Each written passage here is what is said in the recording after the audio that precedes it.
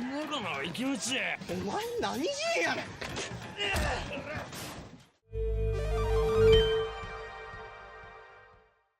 20년 전 일본에서 유행했던 박치기라는 영화가 있습니다. 그 영화에 좀 상징적인 장면이 나오는데요. 치마 저고리를 입은 여고생들이 길을 지나가고 있는데 일본 남학생들이 와서 마구 희롱을 하는 장면입니다. 이에 한 여학생이 너무 화가 나서 어디론가 막 뛰어갑니다. 그리고 나서 우르르 조선학교 남학생들이 와서 일본 남학생들을 혼내주고 난동을 피우는 장면이 나옵니다. 그런데 이 장면 좀 기시감이 들죠. 얼마 전에 일제 강점기를 배경으로 나왔던 소설 파친코를 보면 어린 순자가 생선을 팔러 식당에 갔다가 일본 남학생들에게 둘러싸여 희롱을 당하는 장면이 나옵니다. 그때 지나가던 한수가 이를 보고 구해주면서 남학생들을 혼쭐을 내는 장면이 나옵니다. 사실 이런 거는 일제 강점기나 있었던 일이라는 것을 알 수 있죠. 근데 일제 강점기 때나 그 이후에나 이 장면을 똑같이 반복하며 살아가고 있는 사람들, 바로 자이니치 제1교포들입니다. 해방 80주년, 그리고 한일 수교 60주년, 그리고 을사늑약을 맺은 지는 120년이나 되는 지금 그 순자들의 후손들은 어떤 모습으로 어떻게 살아가고 있는지 한번 일본을 다녀와 봤습니다.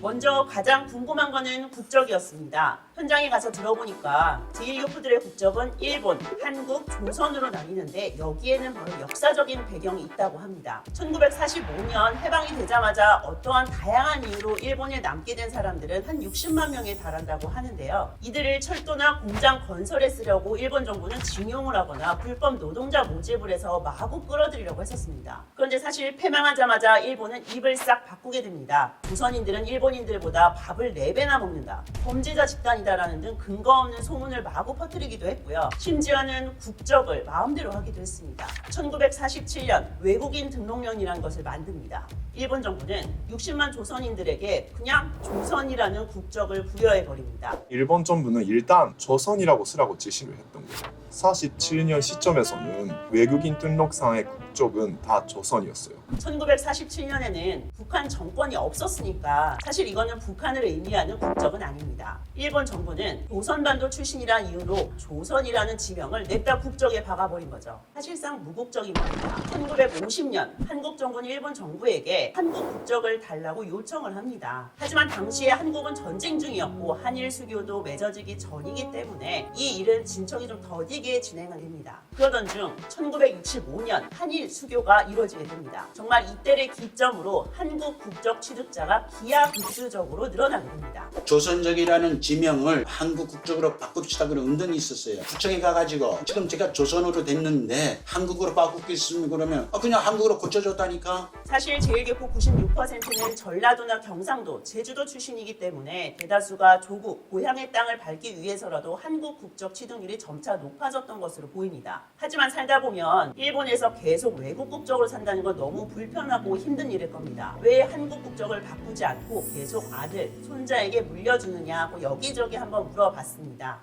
私は日本で生まれ育ってるから日本人のつもりで頑張りなさいと。でも故郷は韓国ですよと。 반면 일본으로 귀화하지도 않고 한국 국적을 취득하지도 않은 채 불편한 무국적을 유지하며 살아가는 사람들이 아직도 있습니다. 즉 조선 국적자들인데 이 사람들의 수는 여전히 조금씩 줄어들고 있습니다. 왜 그렇게 살고 있는지도 한번 물어봤는데요. 어머님도 현님도 집사람도 한국으로 바꿨고 그래도 저도 뭔가 아쉽고 미안하고 그런 게 있어서 그냥 살자고. 다만 여기서 북한을 추종하는 집단인 조총련에 가입해서 적극적으로 활동하고 있는 사례는 좀 제외했습니다. 조선 국적자들의 대부분이 조총련에 가입을 한 것도 아니고 조총련 간부들의 대다수가 한국 국적인 경우도 종종 있다고 합니다. 적극적으로 자신들을 조선의 국민으로서 규정을 하는 분들 이외에 무국적이란 자신의 위식을 갖는 분들도 계시고 통일된 적이랄까요? 그런 생각을 갖고 있는 분도 계시고 이런 경우로 태극마크를 달고 메달을 딴 안창림 선수, K리그에서 뛰었던 정대세 선수 같은 조선 국적자 출신의 사례가 나온 것으로 보입니다. 한국인들에게 둘러싸여서 한국 교육을 받고 자란 우리들에게는 국적을 선택한다던가 바꾼다던가 혹은 조국이 내가 살고 있는 곳과 다르다던가 이런 건 좀 상상하기가 어렵습니다. 또 미국이나 독일, 프랑스에 살고 있는 재외동포들과 제1교포의 사례도 좀 다른 것 같습니다.